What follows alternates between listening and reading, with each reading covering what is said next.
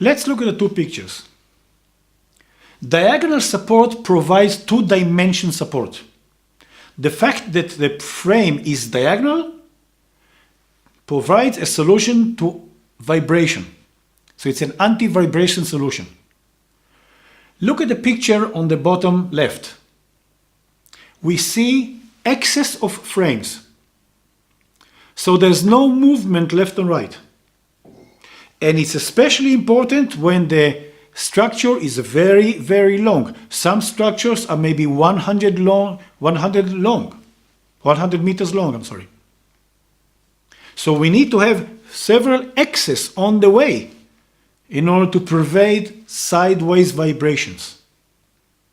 This is most important when we're talking about large systems. Large systems means the sailing effect is very big. Sailing effect, vibrations. Excess, anti-vibration solution. And in most cases, it's sufficient just to have one on the right or one on the left end.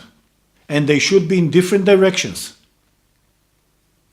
And they should not be flat type profile and should be L-shape or U-shape profile. Again, just to summarize that, one diagonal on each side of the structure eliminates the side movement. It is up to approximately 20 meters long structure. Above 20 meter long structure, we'll have to put additional diagonals, but making sure that the same number as diagonals going this way should be as diagonals going the other way, because the system must be symmetrical.